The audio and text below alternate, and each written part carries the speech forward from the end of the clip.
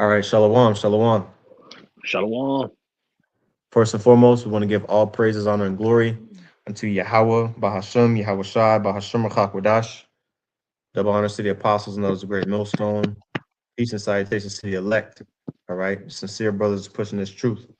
Okay, I'm the brother Aina from GMS Dallas, and got the elder Yatazak here as well.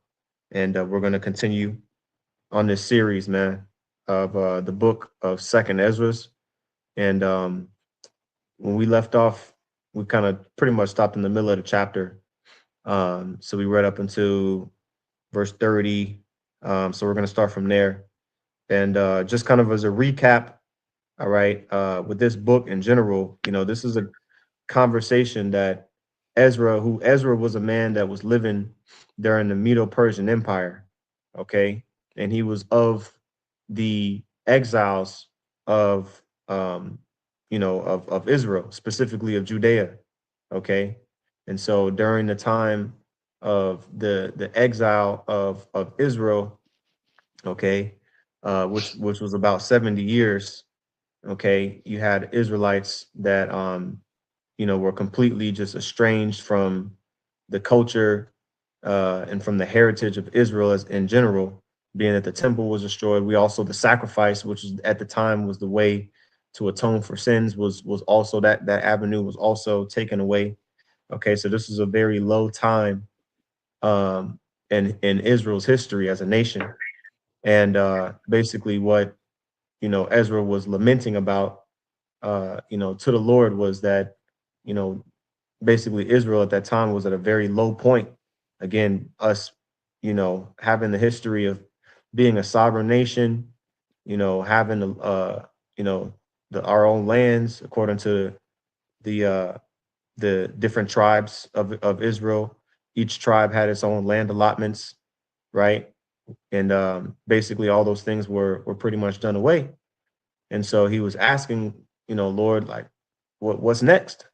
And so pretty much this entire book pretty much encompasses what was to come from that point, which when we started this series, we pretty much whittled it down to around 500 BC. That was when Ezra um, pretty much was on the scene. You know what I mean? Maybe a little bit before. So about 2,500 years ago. Okay. Now, let's go on back here. Okay, to Second Ezra. All right, and the first half of the chapter was pretty much prophecy of end time prophecy, which is why you'll see us bring these verses out, pretty frequently. This first half of the chapter we're bringing out a lot, because we're living in end time prophecy right now. And the second half of the chapter is pretty much Ezra speaking. And so we're just going to continue from verse 30 without further ado, unless you had any points, Aquan. No, you can go ahead. Okay, cool. All right, so this is second Ezra 6 and 30. It says, and these words, yeah, this is verse 30. It says, and these words said he unto me, I am come to show thee the time of the night to come. This is the angel of the Lord speaking. All right, verse 31. If thou wilt pray yet more and fast 7 days again, because in order to receive this basically answer, or this explanation, Ezra had to fast 7 days. So he was already on a 7 day fast at this point. Okay, what we're reading here in verse 30, and he had just received this, this breakdown from the Lord. Okay. And so the Lord said, the angel of the Lord said, if thou wilt pray yet more and fast 7 days again, I shall tell thee greater things by day than I have heard. So he was saying, look, there's more to this. And if you continue down this path of chastity, okay, I'm gonna give you more, I'm gonna give you more. Okay. I'm saying this is proof. This is proof that fasting and praying is legitimate for this time. You know, when Yahushua was with the disciples, they didn't have to fast. But then after he died and was resurrected, the fasting picked up more. You see, so with nothing being new under the sun, fasting and praying is still a part. Is still a major part of our customs. You know what I'm saying? You fast how you fast. That's between you and the Lord, but you have to incorporate that into your walk. You know, you got it. Con. I want to get this real quick in Sirach 43. Because a 7 day fast, that ain't nothing to sniff at, man. I mean, you know, I personally have never fasted that long, Um, I mean, it's possible, you know what I mean, with water, it's possible. Uh, for certain people, it is technically possible, but even a 3 day fast, like, that's that's a solid fast right there. You know what I'm saying? Just no, you know, I'm not even talking about a dry fast, even just 3 days with no water. Now, I don't know if this was a dry fast or not. It could have been, but the men back then, they were, able to do these fasts that, nowadays, if, a lot of people would try them, we see news articles from time to time, different Christian plantation Christianity, anti-Messiah Christian pastors, trying to fast for, days and weeks on end, they end up giving up the ghost, you know what I'm saying? But these fasts, man, that these men accomplished, bro, like that's when the scriptures say, during the Day of Atonement, afflicting your soul. That's what this is going into. You're afflicting your soul by by abstaining from things that pleasure the flesh. And then Okay. the thing is, with take Esdras for example, the information that he was given from the angel was so heavy that fast wasn't nothing for him. You know what I'm Yeah. saying? He was more focused on trying to get the understanding to where he wasn't worried about eating or drinking. You Yep. know what I'm saying? So when he was going over that information, when he was trying to understand through the spirit what he was told, getting that understanding, he wasn't worried about eating. So that week of fasting went by. Who knows how quick it went by for him? You see. Right. But when the angel mentioned the fasting more, he was like, "Okay, cool." He didn't have no problem with it. Mm-hmm. It ain't. He was like you said. He was already in a fast. Mm-hmm. It ain't like Yep. the angel gave him some information and he was like, "But shit, I'm hungry. I need to eat something." No, he was in the spirit. That's an example of how it's gonna be for us. You know what I'm saying? When the rest of the world is starving, the scriptures say we gonna eat, but we're not gonna be worried about it like that. Yep. What's next, Lord? What you want us to do next? Okay, you told me that. We got it. We understand that. What's next? That's the spirit Esdras was in. You know what I'm saying? That's right. Go ahead. Con. I got a couple precepts here that came to mind while you were going into that. Um, I'll start at Job chapter 23, verses 11 and 12. It says, my foot hath held his steps, his way have I kept and not declined. Neither have I gone back from the commandment of his lips. I have esteemed the words of his mouth more than my necessary food. Right. And that's the spirit that Ezra was in. He said, look, like, I would rather hear from the mouth of the Lord, than to be, eating this food right now. I mean, should we eat food, pretty much every day of our lives? Food is always going to be there, but the word of the Lord is more valuable than that. So that's obviously, anytime that the opportunity comes up is always a good trade-off. Baba Okay. Kasha, can you go to that precept where the Lord said, My meat is to do the will of the Father? Yeah, that was the one I was gonna get next. I had that next. I wanted to get Uh, this one first. my man. Yeah, yeah, yeah. That was the one. That was the one. I was gonna read this one first, but I wanted to get the Job first. But this is Cut. this is one here in Saint John 4:34, and you can break it down, of course. Uh, Saint John 4:34. Actually, I'll start up in verse 32. Verse 31. It says, "In the meanwhile, his disciples prayed him, saying, Master, eat." But he said unto them, I have meat to eat that ye know not of. Therefore said the disciples one to another, hath any man brought him aught to eat? Yahushua said unto them, my meat is to do the will of him that sent me and to finish his work. You see, so it's more important to be in the spirit than it is to feed the flesh. And that's pretty much all. That's all it's talking about. You know what I'm saying? Yeah. Did somebody go get him something to eat? Master, you got to eat something. You got to eat something. Look, I'm not here to eat, drink, and be merry. I'm here to fulfill the will of the Heavenly Father. You see? Mhm. So that was more important than the meat. So that meat that he was talking about, get that word for meat. Con. You know what I'm saying? That meat that he was Yep. talking about was spiritual meat, right? I'm feeding my spirit by pleasing the Heavenly Father. And that's more important than having a physical piece of meat to chew on. I just made a brisket today, but I would much rather be in the spirit with the Lord dealing with me than to taste that brisket. You know what I'm saying? Even though I seasoned it up, I did this, I did that. This is more important.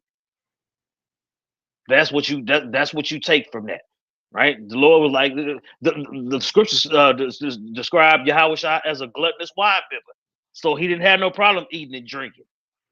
You see, but when it comes to the meat, the will of the Heavenly Father, that's more important. I'd rather do the work first, then I worry about eating. I worry about pleasing the Lord before I worry about pleasing my flesh. You got it. Right. Yeah. Yeah. His detractors, try to call him a glutton because he partook in the wine. You know what I'm saying? So whether you abstain or partake, that they always gonna find something to say against you. Um, so this is the word for meat, which is G1033 broma, and it says that which is eaten, food, victual. Literally, it says let's see, uh, meats and drinks, that which is eaten. Um,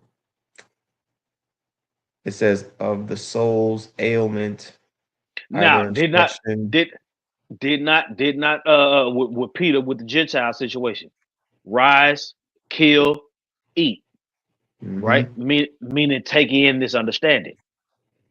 Okay, understand what the scripture is talking about. That's meat, right? The meat, my meat is to please my Father. That's what I'm surviving off of. It's bigger than a sandwich. Yeah. Yeah, Okay. this is way bigger than a sandwich, brother. Con. Yeah, it says meats and drinks, but then also it says of the soul's aliment. If I'm pronouncing that right, I looked up that word aliment, food, nourishment, sustenance. Um, and when you go here, the sustenance of the soul, for example, instruction, or that which delights. Here's the point: that which delights and truly satisfies the mind. So instead of satisfying your belly, okay, you're satisfying, or you are nourishing, or sustaining your mind. Okay, They call it food for thought. that's it. That's Food for it. thought is not something you're gonna chew on. Food for thought is something that you're gonna meditate on in your mind. That's right. You got it. That's right. Yep. Peace of mind too, because when you do this work, that's when you feel like, okay, like, like you can rest, like, okay, like, yeah, what's the word, like, you feel not accomplished, but we know our purpose is you feel fulfilled, basically, like, Hmm. you know what I mean, you feel fulfilled, best way I can put it, you know and then when you go Yeah, too long. Mhm. I would rather do this before I eat brisket. Yep. You know what I'm Yeah. saying? I stayed up all night cooking the brisket. Cool. That's what I'm saying. Before I partake in that brisket, I got to get this lesson done. Con. That's what I'm saying. The spirit, Lord say, the spirit being fulfilled versus my belly being fulfilled. The the spirit is first. You got to put the spirit first. You got it. Con. So with that in mind, right? Oh, got somebody on the calendar board. Struggling with fasting. Okay, yeah, brother. I mean, fasting is an incremental thing. It's somebody put on a comment board that's struggling with fasting, but it's a transitionary thing. You know what I mean? You start, with you know, maybe intermittent fasting. You know what I'm saying? Like brothers do that, you know, Hmm. intermittent fasting. You go because you fast when you sleep. You can't eat while you're sleeping. So we're always fasting. A fasting is of just abstaining from food. So every time between meals, you're fasting.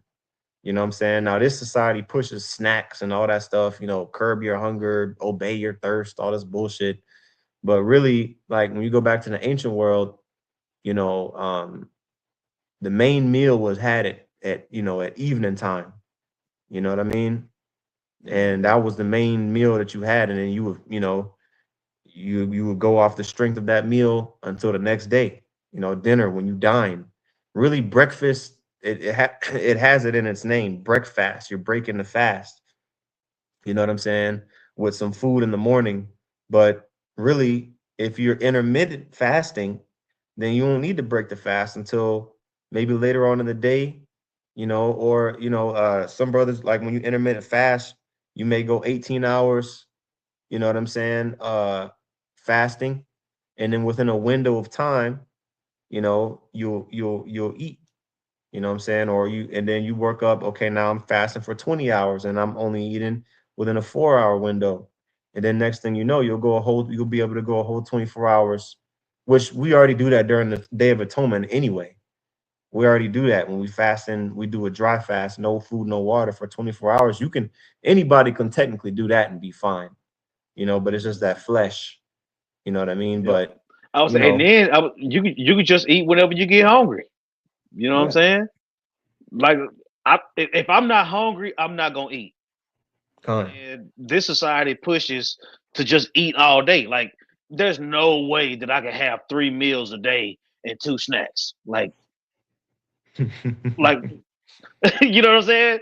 That Yeah, that's what they con. that's what they push you to do. But if you just focus on just, if I'm not hungry, I'm not gonna eat. That's gonna help. Mhm. Yep.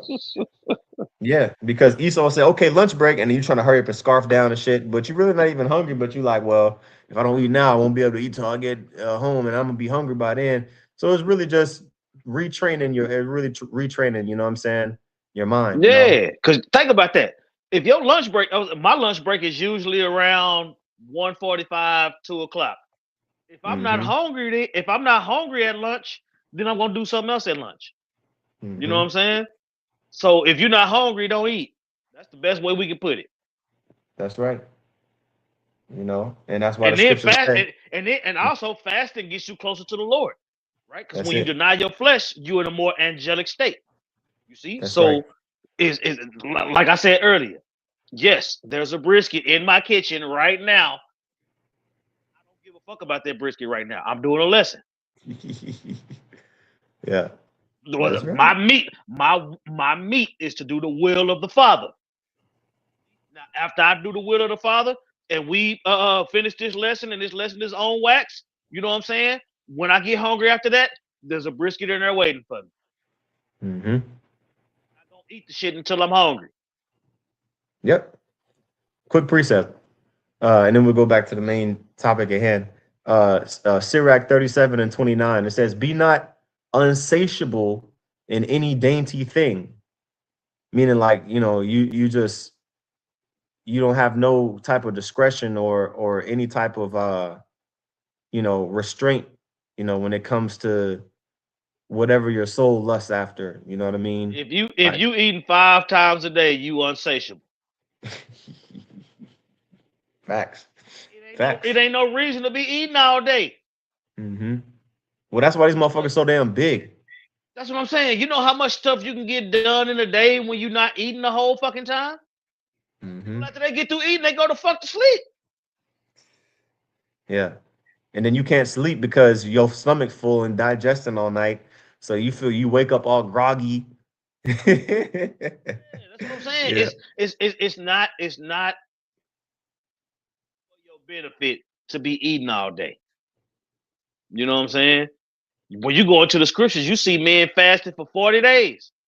yeah, heavy. Yeah, So that shows you that eating is not that important when you're in the spirit. time. You got it. Yeah, this is the point here in verse 30, and we'll go back to second Ezra. It says, Sirach 37 and 30, for excess of meats bringeth sickness, and surfeiting will turn into choler, right? Surfeiting, and I'm gonna get that. I guess it won't let me. Hold on, let me do it like this. It says surfeiting will turn into choler. Surfeiting definition: surfeit, cause to desire no more of something as a result of consumed it in excess, meaning you stuff Yeah. yourself You to done the burnt brim. yourself out. You know what I'm saying? You know what I mean? You done eat till your stomach about to explode. Now you can't do one jumping jack, otherwise you feel like you about to give up the ghost. That's surfeiting. You know what I'm saying? And then Kohler, uh, it says one of the four bodily. Let me see here. Bring this up. Kohler, bile or anger. Uh, this ain't even the full. Here we go. Kohler in the Bible. Uh, intense anger, wrath, or irritation. Really irritation. You know, irritation of the flesh. You know what I mean? And illness. Okay, illness like diarrhea, cholera. You know what I mean? So yeah, you know, you eating too much, you'll destroy yourself. So Mhm. you know, it's all about balance at the end of the day. Okay. Now, anyway, going back here. Oops, didn't mean to do that at all. All right, going back here to Second Ezra 6 and 30. All right, it says, and these words he said he unto me, I am come to show thee the time of the night to come. If thou wilt pray yet more and fast 7 days again, I shall tell thee greater things by day than I have heard. For thy voice is heard before the Most High. For the mighty hath seen thy righteous dealing. He hath seen also thy chastity. Okay, what did Paul say, or was that Peter? That I may present thee as a chaste virgin. I think that was Paul. Paul. You know, uh, okay, being chaste. You know, like basically reserved. Okay, it says that chastity which thou hast had ever since thy youth. Okay, the scripture says that the elect, you know, they're going to be virgins, meaning they won't be guilty of fornicating with other ideologies. Okay, basically pure. Ezra was a believer, man, and you know, a man of the Lord. Okay, and so it says, verse 33, therefore hath he sent me to show thee all these things, and to say unto thee, be of good comfort, and fear not, and hasten not with the times that are past to think vain things. Now stop Okay. right there. Stop right there. Now, the angel is telling Ezra, look, this is what you focus on. But for right now, I'm going to take you back to the beginning. You see, the Lord did this with all of us. He took us back to the beginning. Okay. We got all these questions. Why are we in this position? Why did this happen? Why did that happen? Okay. To get those answers, you have to go back to the beginning. That's what's wrong with all these other people on the planet. You see, they don't think they have to go to the beginning to get the answers that they want, to get the answers that they seeking. Okay. That's why it goes from this chapter goes from prophecy to history. You see, Mhm. you gotta know all of that to have an understanding. And if you don't know all of that, you're not gonna have the understanding. Okay, you got it. Gone. All right, verse 33. Excuse me, verse 34. It says, and hasten not with the times that are past to think vain things, that thou mayest not hasten from the latter times. Um, I want to get a precept on that note. Okay, this is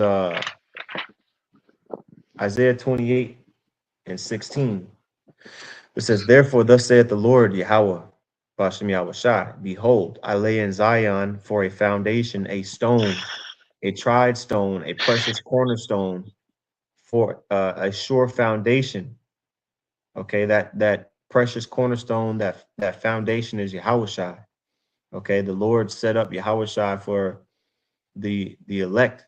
Okay, to be able to um, you know, receive the promises, man. Okay, because without Yahweh Shai, there's no way we were going to be able to get, into those new bodies. Okay, through just the practicing of the Levitical priesthood. Okay, so it says, and here's the point: He that believeth shall not make haste. Okay, you're not going to run out of patience. Okay, you're not going to uh try to now don't get me wrong, we're looking forward to the future 100%. Okay, but not to the point where we putting a time limit on Yahweh Bashem Yahweh Shai to perform, his his works, because when you remember earlier, Ezra was basically trying to see like how much more time do we have left, like why don't we just bring everybody, why didn't the Lord just bring everybody forth that was meant to be birthed so that the the salvation could come sooner. And the angels just reminded him like, uh don't be, don't be hasty in these times, so that way when you come back, because again, how you are, how the things we're doing today in 2025 going into 2026 is the same stuff that we was doing in our past lives, you know. So back then it was like, look, make sure you fulfill your lot, don't veer off from that, and not to be too hasty, so that way in the latter times, okay, you're gonna have the right spirit. Okay, verse 35, and it came to pass after this that I wept again and fasted 7 days in like manner. Kind of reminds me of like when Yahushua, he was in the Garden of Gethsemane, and he was praying all night. He didn't go to sleep that night. He was in the garden. He wanted his disciples to stay up, and you know what I mean, to kind of, succor and help him, you know what I mean, just with that morale, and he had to go through it alone. And sometimes, bro, when the Lord brings you through stuff, I mean, it is down that solitary path, and basically you gotta go through it. Okay, but once you come out of it, you ultimately are refined. Okay, and so the Lord made Ezra go through another week of fasting before he got this, extra. And actually, Second Ezra 7 is one of the chapters that we bring out the most. You know what I mean? Mhm. It's in Second Ezra, and so um, this is his mindset after this 2 weeks of fasting. This is the mindset that Ezra was in. We're about to tap into it right now. Okay. It says, and it came to pass after this that I wept again and fasted 7 days in like manner, that I might fulfill the 3 weeks which he told me. Okay, so actually, I'm sorry, it says 3 weeks. So I think he was at 2 weeks, and now this is the third week. Okay. So my bad, Salaki, it wasn't just 2 weeks, it was three. Okay. And it says in verse 26, and in the eighth night, okay, after the third week of fasting, was my heart vexed within me again, because he's in this flesh. He's afflicting his soul. He's going through it. He's in a whole nother spirit. You know what I'm saying? He's been fasting for 3 weeks, so he's in a whole nother spirit. You know what I mean? And basically, it says in verse 36, and I began to speak before the Most High.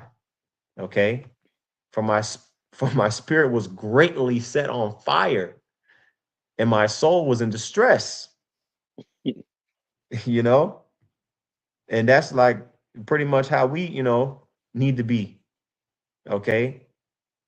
Sighing and crying. Matter of fact, I'm gonna get that real quick. Sighing and crying, Ezekiel 9. Oops. Okay, because I remember somebody asked Apostle Tahar on a chat or whatever, why do you guys complain so much? This was years ago. We're supposed to be complaining, man. You know, we're supposed to be complaining. All right. This is Ezekiel 9:4. Well, I mean, we're supposed to be we're supposed to be rejoicing in this place. This is our captivity. We're supposed to be complaining. Okay. That's what sighing and crying is. It's Ezekiel I 9. said the same person that'll ask you that will be in this car crashing out right before he go into work. Yeah. Yeah. Why aren't you complaining? You know? It says, and the Lord Yahweh Shemiel Shai said unto him, go through the midst of the city and through the midst of Jerusalem, and set a mark upon the foreheads of the men that sigh and that cry, for all the abominations that be done in the midst thereof. Get that word for midst. Con. Yeah, the midst of the city, the midst of Jerusalem. Let's see what that gives us. Mm-hmm.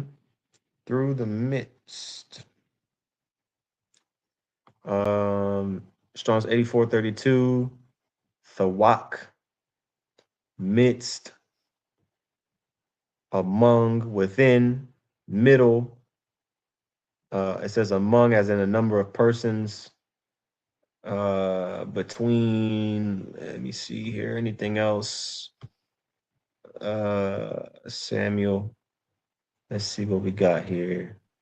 I'm digging deep. Let's see if there's anything that pops out. Okay, here we go. The specific example in Ezekiel 9:4, into, okay, in or into a place, to go through the midst of a thing. I can't highlight it because it's like a PDF, I think. But it says Ibar Bathawak, to go through the midst of something. And then it quotes Ezekiel 9:4. It says also when referring to many people or many things among, amongst you in the midst. Okay. Yeah, go amongst Israel and tell them what it is. Con. That's right. You're Okay. not worried about nobody else. You know what I'm saying? When you're in the midst of the people, the Israelites are going to attach themselves to the doctrine that you're teaching. You see, Isaiah 14 talks about cleaving unto Israel. That's talking about Israelites cleaving unto this truth. Just like we cleaved unto the apostles and elders, just like they cleaved unto the seven, just like they cleaved unto Elder Abba. You got it. Con. It says actually that was the point. Okay. It says, go through the midst of the city, through the midst of Jerusalem, okay, and set a mark upon the foreheads of the men that sigh and that cry. Okay, and this is what Ezra. That let you know that in the midst of the city, wherever you at, it's gonna be Israelites there. It's gonna cleave unto this doctrine. Con. You got That's right. That's right. it. Okay. Now for the good part. Okay. This is well, it's all good, but this is back in Second Ezra 6 and verse 38. And I said, O Lord, thou spakest from the beginning of the creation, even the first day, and said thus. Now, basically, the rest of this chapter is going into Genesis, the first chapter. So, Second Ezra 6, 38 on down, uh, you know, is basically covering the Genesis chapter 1. Okay, which we're gonna go back and forth, but it says, let the heaven and the earth be made, and thy word was a perfect work. Okay. It says, and then was the spirit, and darkness and silence were on every side. The sounds of man's voice was not yet formed. So, the creation story. Okay, this was something that Ezra understood. Okay, this is not today. In these times, this is not taught. To our people. It's you taught the Big Bang and all this stuff. Okay, your idea of how the Earth was created is not does not involve the Most High. Okay, according to Esau, all right, he thinks the Earth is billions of years old. Okay, but this understanding was, you know, I mean, it was pretty, it was pretty widely understood back then, right? Hmm. When you go into it, we'll skip, down a little bit, but Genesis 1:1, okay, all the way down through through verse 5, that's the first day. Okay, now when it says the first day, we know, we'll get the scripture, the day of the Lord is 1,000 years, right?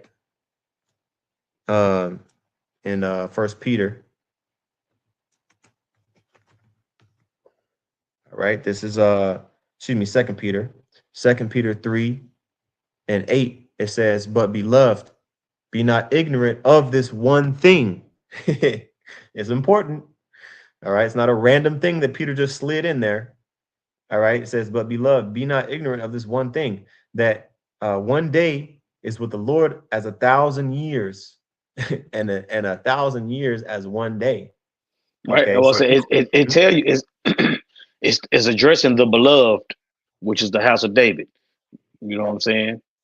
David, the name Dawadah goes into the beloved. You see? That's also the word for uncle. But having said what you just said, right? The house of David, no matter what the world is talking about, you know that 1,000 years down here on earth is one day to the Lord. So that gives us the understanding that the creation story took place over 6,000 years. And on the seventh day, the Lord rested. You see, right. the reason why the Lord rested on the seventh day is because within those 6 days, everything was created for us to go through the first death, the second death, on our way to forever, right? The creation is an obstacle course for the elect. You see, Mm-hmm. And it's gonna go into to it. It's gonna start, go into it. Yes, right. Lucky, go ahead. Basically, the creation story is orientation. Con. You Yep. How we learning got here. you learning about a job so you can do it. Yep. Orientation. Go ahead. Con. Yep. And a majority of Israelites are disoriented because Esau has done that. You Hmm. know. So this is the orientation, like you said, like the version, like you talking school, and you actually your senses being oriented. Hmm. You know, it says verse 39, or actually I'll read verse 38 again. Oh, I'm sorry, I read that. Verse 39, and then was the spirit, and darkness and silence were on every side. The sound of man's voice was not yet formed. Okay, like when it says the uh the earth was without form and void. Basically, it didn't exist yet. The earth, like how we know it, didn't exist. It was just matter, elements. Right. Okay, and before you had the earth formed, okay, you had darkness and light separated. Okay, basically illumination of elements. And Apostle Tahar, obviously the famous video, um, that Apostle Tahar put up, back in the 90s, you know what I mean? Obviously broke this down. Multiple brothers broke this down, but we're covering the chapter, so we'll go into it, right? It says in verse 39, I read that, verse 40, then commandest thou a fair light to come forth of thy treasures, that thy work might appear. Okay, so again, the power of Yahweh Bashim Yahushai, moved, right? It says the spirit of the Most High moved upon the face of the waters. The spirit, really of the powers, really this word here is Alahayim, moved upon the face of the waters. Okay. And the powers said, let there be light, and there was light. And they saw the light that it was good. And the powers divided the light from the darkness. So that illumination was uh, created, then basically moved to one side. Okay, which is why you have night and day. Okay. And it says in it's the wrong one. Verse 41, upon the hold on, let me see something. All right, cool. All right, cool. All right, this is verse 41. Upon the second day, thou madest the spirit of the firmament and commandest it to part asunder and to make a division between, every time I read betwixt, I always read between. It's the same thing. A division betwixt the waters, that the one part might go up and the other remain beneath. So that's why, and this always fascinated me. Um, the heavens, the word for heavens in Hebrew is Shamayim. Okay, right? Real quick, I guess I gotta prove my Hebrew guy title real quick. Oh, I'm in the wrong. I'm tripping. Let me go here. My bad. Heaven. Okay, here we go. See, it breaks it down. It breaks it down. I'm getting ahead of myself, but it's okay. The word for heaven. The word for heaven is Shamayim or Shamayim. Okay, that which pertains to, because Shah is a prefix. Okay, which means pertaining to. Okay, and then Mayum is the root word. Mayum means water, so that which pertains to the waters or the heavens. Okay, now going back here, when you read verse 6, okay, it says, and the powers said, let there be a firmament in the midst of the waters, and let it divide the waters from the waters. Okay, so coinciding here with the second let me see here, second day. Okay, the firmament, that is what divides the waters from the waters. What's the waters from beneath? The waters that are beneath is the actual, waters, that are in the earth, the sea, because the earth is majority sea. The earth is majority ocean, water, as far as the surface area. And then you got, the waters above, okay, which the waters above is untouchable, okay. Basically in between the waters of beneath the firmament and the waters above the firmament is the we'll say the heavens, if that makes sense. So you flying on an airplane, okay, the sky is blue when you're looking up and the water's blue looking down. You're between the waters, you're in the firmament, you're in the air. That's why that other word there, I kind of glossed over it, but it also is translated. I'm gonna go back to it real quick. That word heaven was also translated, because I'm gonna just read it real quick and then I'll go into the word. It says, and the powers called the firmament heaven. So the firmament equals heaven, right?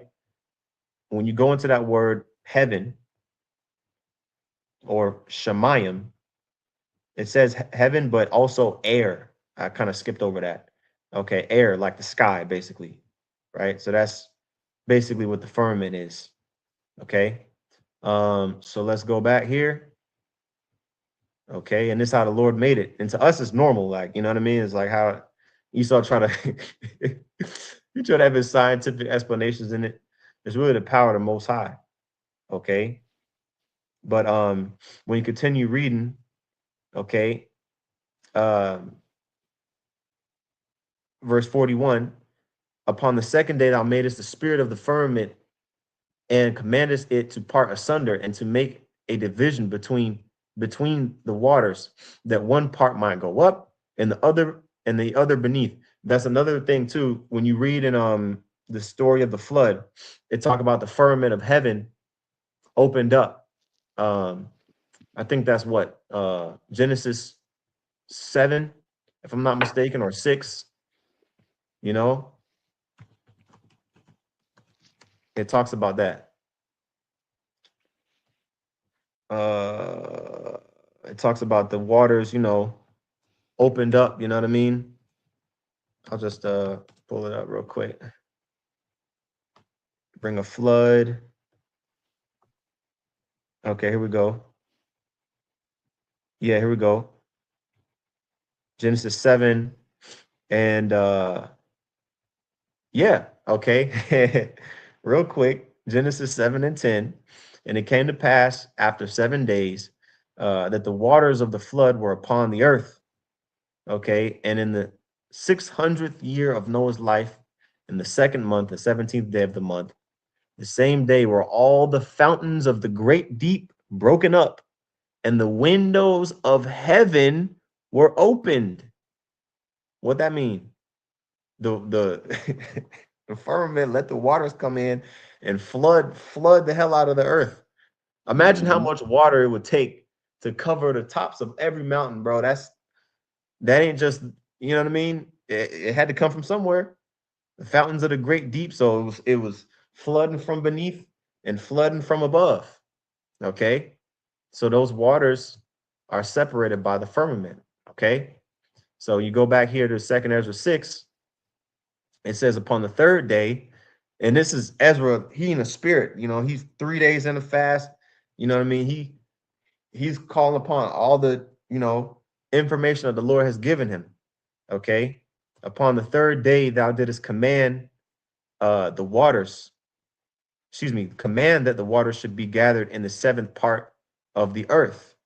6 parts hast thou dried up and kept them to the intent that of these some being planted of the Most High and tilled might serve thee. So at this point, all life was still, well, really, excuse me, there wasn't the there was it was still, the earth was still being formed. So, the life was created. Uh, it says on the fourth day. No, I'm sorry. I think what was it? The fifth day. The no, the The fifth living day, creature. the fifth day the living creature was created. The sixth day he was given order. Yeah, so this is before the sun and the moon. So this is still, the Lord creating the earth, right? So it says on the seventh part, excuse me, the water should be gathered in the seventh part of the earth, and the 6 parts that thou dried up. Because remember, the Lord, before the flood, like the land was just basically one big conglomerate landmass, Pangea, right? So the earth was, and it talks about that. Actually, let me go back. Let me go back here. Okay, in verse 9, right? And the power said, let the waters under the heaven be gathered together unto one place, and let the dry land appear. And it was so. And that's exactly what happened. Okay. The waters under the heaven, or the ocean, the sea, pretty much was gathered together into one place, to the point where a big, chunk of the earth was ended up being dry, because of, the waters was covering the other parts of the earth, to where Right. land. You had one big last landmass surrounded by water. The That's flood it. broke that up into what the map looked like today. That's right. That's right. And it says, to the intent that of these some being planted of the Most High and tilled might serve thee. Okay. Again, eventually, man was going to be living on the earth. Okay. Living on the dry land to serve Yahweh Bashim Yahushua. Okay. It says, for as soon as thy word went forth, the work was made. Okay. Going back here, Genesis 1 and 10. And the powers called the dry land earth, and the gathering together of the waters called he seas. And the powers saw that it was good. Okay. Uh, Next verse, 44. For immediately there was a great and innumerable fruit. All right, because now you got land now. Okay, to where grass and you know what I mean, trees and stuff can grow.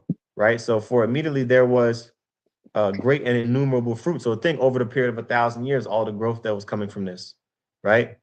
And many and diverse pleasures for the taste, different fruits, stuff, and flowers of unchangeable color, okay, and odors of wonderful smell. And this was done in the third day. You see that? So Right. I That's guess you what I could said. say So life. so so Yeah. so paradise is being built for the Adamites, Mm-hmm. for the children, Mm-hmm. for the sons of God. That's right. Con. Yeah, the life of plants started, on the third day. Okay. And so think about that. According to Esau, all the planets, was formed from the sun, from the leftover elements of the sun, right? You watch, I was a little kid watching the Science Channel, and he got this thing, yeah. So after the sun was formed, then the leftover elements became the planets. But here it is, you got plants, you got flowers and all these things, right? Coming up, which they say what the plants need what sunlight to live, right? Or plants need light to live, technically, right? Well, if there was no sun, how did they get the light? It was because the Lord created the light, all right, before the specifically creating the sun, the moon, and the stars. All right, the earth already has its own illumination. Okay, the sun and the moon and the stars were created afterwards. Okay, in That's the what I'm saying. fourth So day. how are there trees that are billions of years old? Yeah, yeah, fossils and yeah, Esau, demon. Yeah, get the He fuck don't out of know. here. He's just guessing, and he guessing with a tie on, and with a clean shaven face, and a toupee, and Jake eats it up. You know. So it says in verse 45, upon the fourth day, thou commandest that the sun should shine, and the moon give her light, and the stars should be in order. Okay. And that's exactly what the sun, the moon, the stars are for.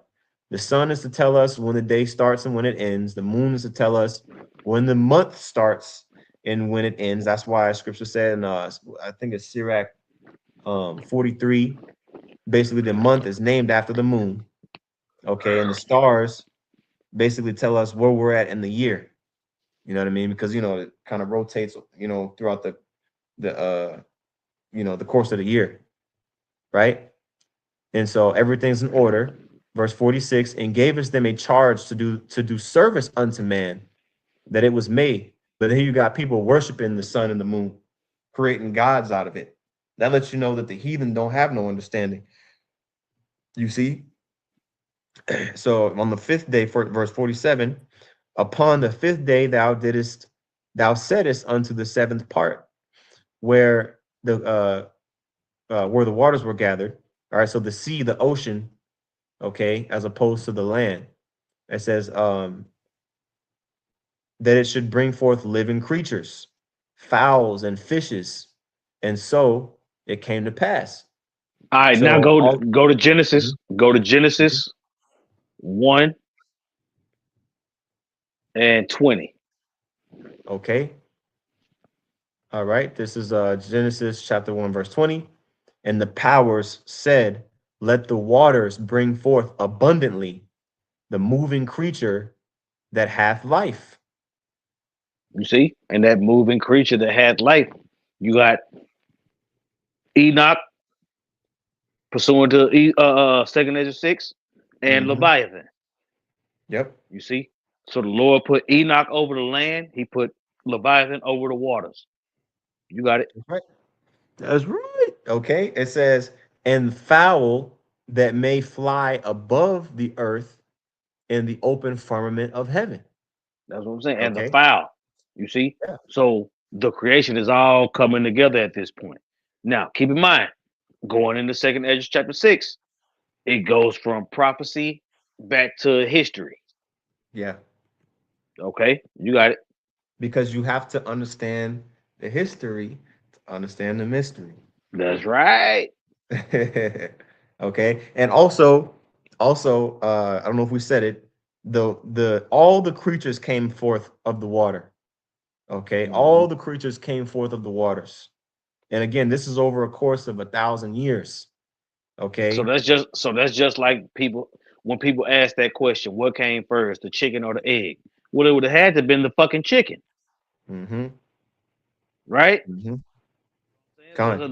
The creation, people wise, they came up out of the waters, and the commandment was to be fruitful and multiply. So Con. the chicken came before the egg. If you really want Mm-hmm. to know that goddamn bad. Con.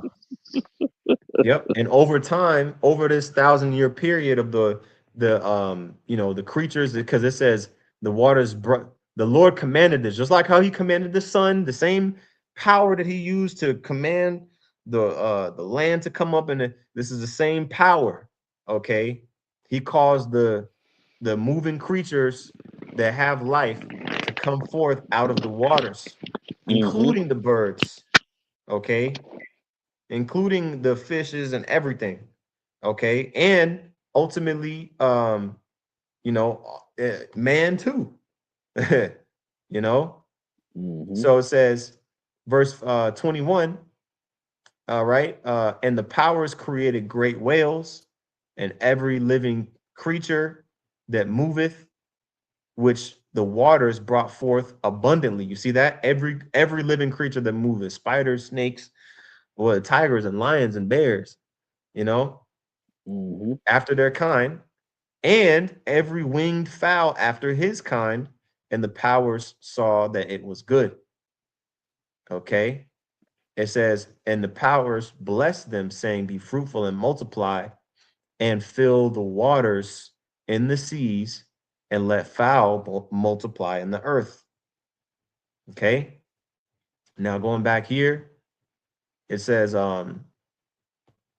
in Second Ezra 6 and 47, I'll read it again. It says, upon the fifth day thou settest unto the seventh part, where waters were gathered, that it should bring forth living creatures, fowls, and fishes. And so it came to pass. For the dumb water and without life, dumb meaning unable to speak, and without life brought forth living things at the commandment of the Most High. See, so that was another miracle, all right, that the powers, performed, okay, that all people might praise thy wondrous work. So this was the works of Yahweh Bahashim Yahushai and the angels, okay, the Allahayim.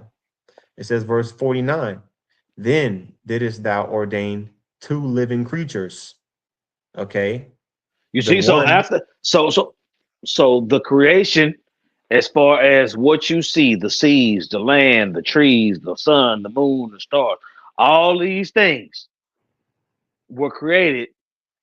And then the Lord said, you know what?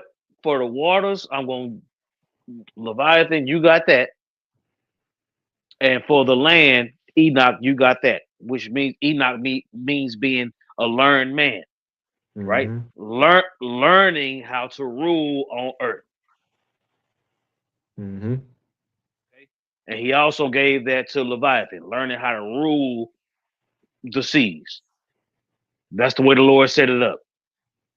Okay. So Leviathan is the Jacob of the water world. man, facts. You know what I'm saying? Go ahead. Yep, basically, right? That's why he gonna come up, and bite Esau ass. You Yeah. know, Yeah. Leviathan don't mess Yeah. with the white man either. Right. you know. All right, this is Second Ezra 6 and 50. Wait, I didn't read verse 49. It says, thou didst ordain two living creatures, the one thou callest Enoch, and the other Leviathan, which you just broke that down. Okay. Verse 50, and didst separate the one from the other for the seventh part, namely, where the water was gathered together, might not hold them both. Okay. one was made for the waters, the other was made for the land. That's just how the Lord made it. Okay. Uh, Unto Enoch thou gavest one part which was dried up the third day, that he should dwell in the same part, talking about the land. Okay. Enoch, man with understanding. Okay. Wherein are 1,000 hills, right? The world, are, very, very vast landmass. But unto Leviathan thou gavest the seventh part, namely the moist, talking about the ocean, the sea, and hast kept him to be devoured of whom thou wilt and when. Okay, so like you broke all that down already. Okay, Leviathan is set up. It's not just one big Leviathan. There's multiple, right? Leviathans. Okay, and it says up upon the sixth day thou gavest commandment unto the earth that before thee it should bring forth beasts, cattle, and creeping things. Okay, and that's what I think it was verse 24 talks about, right? It's pretty much a parallel. So we'll go back here, second Ezra 6, in verse 54. And after these, Adam also, okay, which Adam in the Hebrew is Adama, which means ground, okay, which you can read about in Genesis 2 and 1, okay, because basically when you round out Genesis, the first chapter, it says, I'll read verse 26, and the powers said, this is on the sixth day, let us, okay, us, mean plural, make man in our image, Get the after word with our, image. mm-hmm, that's right, in our image, meaning in the likeness of us, with the same mindset, with the same, ideologies, okay? Like the scriptures say, the Lord, created man to be immortal, but they have sought out many inventions. Okay. So we're created in the image of the powers, and let them have dominion over the fish of the sea and over the fowl of the air and over the cattle and over all the earth and over every creeping thing that creepeth upon the earth. Right. To have Okay. dominion is to have rule over. You see? Con. You got people that ask, well, how did Noah get out? He had to chase all them animals down. No. He didn't have to chase. He didn't have to chase a motherfucking thing. Given It rulership. was that. He was given. He was given rulership over the animals. So all he had to do was, for the clean animals, come here. For the unclean animals, come here. Tell the animals what to do because he was given dominion, just like Adam was given dominion over the garden. Mm-hmm. Went off. Yeah, yeah. Dominion Steve over Irwin. something is having rulership over something. That's right. That's all. Noah didn't have to chase no bull. He didn't have to chase rabbits. Yeah. It said how they came willingly. It's saying how they came, you know what I mean? They were more in the spirit than men were. Okay. More animals were delivered than people. Big time. Con. Get the fuck out of here. That's right. And before I go back to second Ezra 6, I'll read this last one in verse 27, Genesis 1. So the powers created man in his own image, okay, or in their own image, really. And Um, for those it, and for those who don't know, the powers is referring to Yahweh Shai and the angels. Con. Go ahead. It says, in the image of the powers created they them, male and female created they them. You Okay. see? So male and female were created the way the Lord set them up to be created. Con. You see? Male and female created he them. So he created male and female to fulfill his will on the planet. So Hmm. for all so for the LGBT community, you out of pocket, Facts. right? You Facts. out of pocket.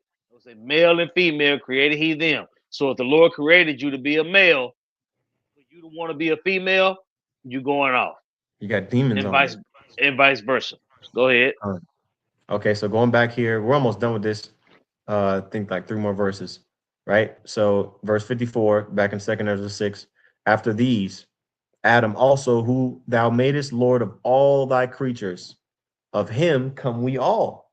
All right. Again, it talked about in chapter 2, right? And of him come we all, and the people also whom thou hast chosen.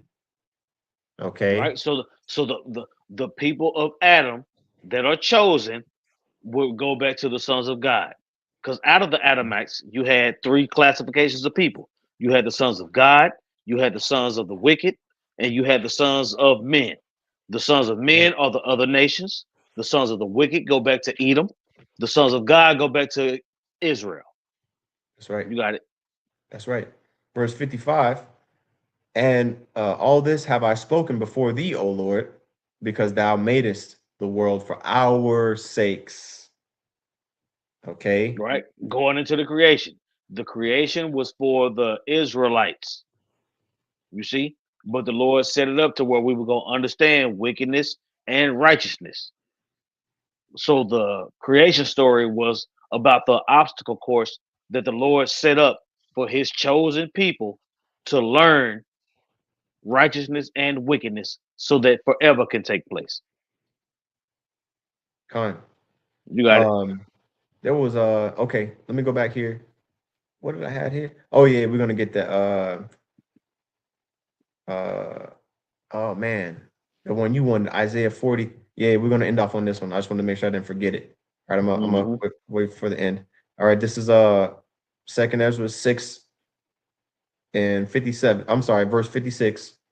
As for the other people which also come of Adam, thou hast said that they are nothing, but be like unto spittle. Okay, so he's quoting what the Lord said. He's the Lord. Ezra saying, "Look, you said that they are nothing." Okay, Hmm. it says, "And has So, likened." so, so, Mhm. so, so he was going into the three classifications of people. Right. You said that the sons of men wasn't shit. You said that the sons Wicked. of the wicked wasn't shit. So what's up? Con. You said that, which goes into what the Lord said. Look, give him, give him no rest until Israel is made a praise in the earth. It Con. goes back to that.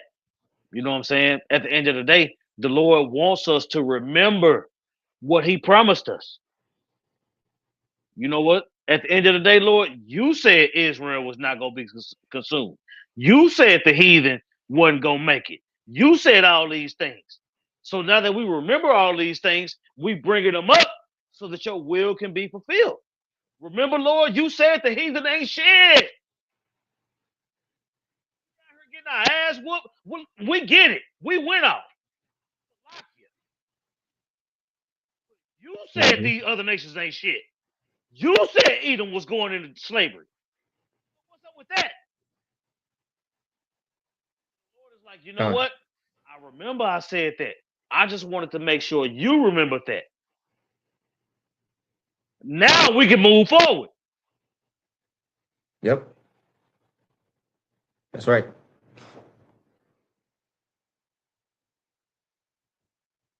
Let me keep reading. Uh-oh. You still there, Zaquan? Okay, I don't know what's going on with your mic. I don't know if it's clipping. I see you nod your head, so I'm gonna keep reading, but I can't hear you right now. Um, Finish, you um, can finish the chapter.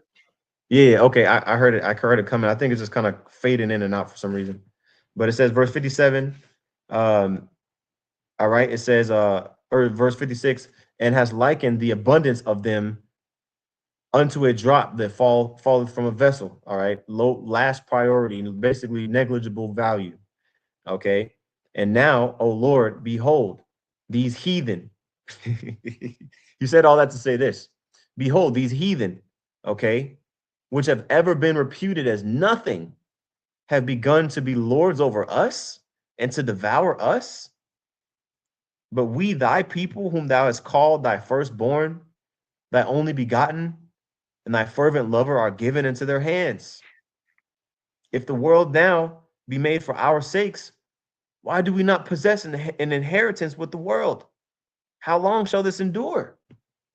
The answer to You that see? is, the answer to that is prophecy has to be fulfilled. Man, Con. it has to Right. be Answer to fulfilled that. for this to happen. Con. That's right. That's right. All right. We're gonna read this here and we'll, close out here. Okay. Isaiah chapter 40, and this is where Ezra got this from. Okay, which shows you, hey, they read the scriptures. They didn't just, you know what I mean, get this out of nowhere. Isaiah chapter 40 and 15 through 17. Behold, the nations, all right, these nations talking about the heathen nations, are as a drop of a bucket and are counted as the small dust of the balance. Behold, he taketh up the isles as a very little thing. All these little heathen that scattered around the earth, they're basically negligible, and they're not valuable at all to him. Okay, and Lebanon is not sufficient to burn. All the valuable things in Lebanon, if they offered everything up, it wouldn't even be reputed as anything valuable, nor the So, beasts thereof. having said all that, what the fuck is Genesis talking about?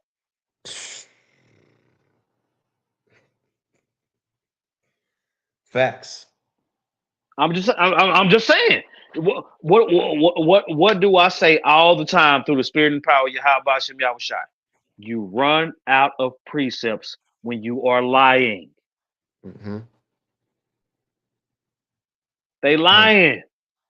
When you say that, when you talk about non-Israelite salvation, you lying, and you gonna Right. run out of precepts. And the only person that benefits is a heathen. So why would you, believing that you are Israelite, even care about the heathen? It doesn't make sense.